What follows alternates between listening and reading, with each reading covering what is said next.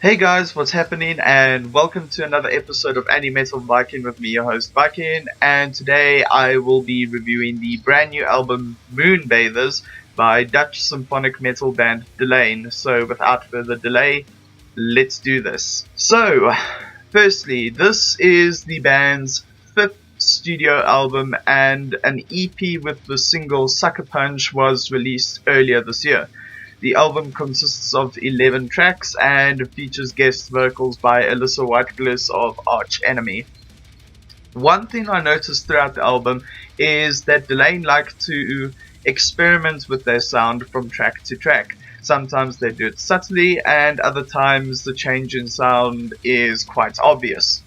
The majority of the tracks are still orchestral and retain that traditional Delain sound, but then we got tracks like Sucker Punch, which tamper with trance-like synths and use a chorus style similar to a band like Within Temptation to make it sound a bit more commercial than some of the other tracks, which isn't a bad thing, by the way.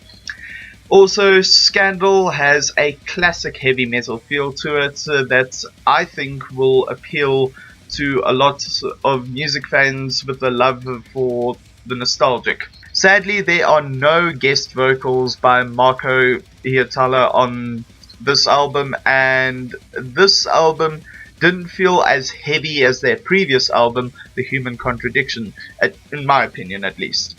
Their new guitarist, Meryl Berthold, I hope I'm not slaughtering that, is actually pretty good, and despite being possibly the youngest member of the band, she is able to keep up with the more seasoned members and help the band deliver another great album.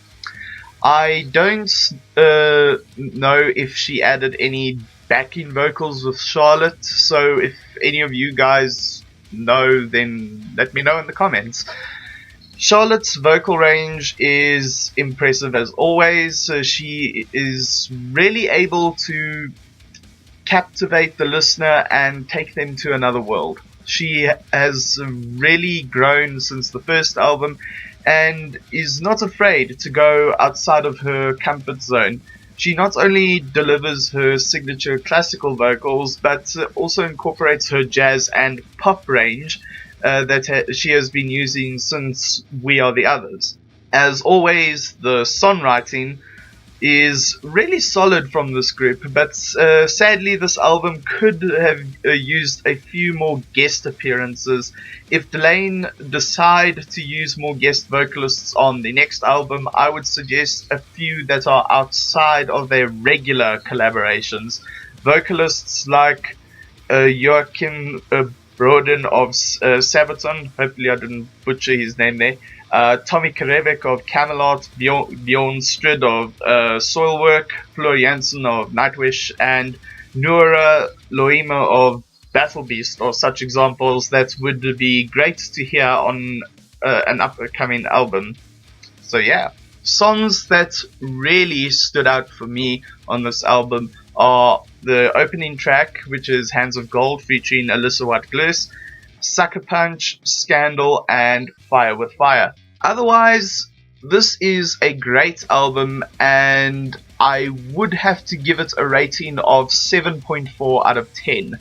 I would have given it a higher score, but certain elements of the songwriting felt a little bit the same as The Human Contradiction, and more guest vocalists would have been great. So I would say stream it at first before buying it, especially if you're a newcomer to the genre.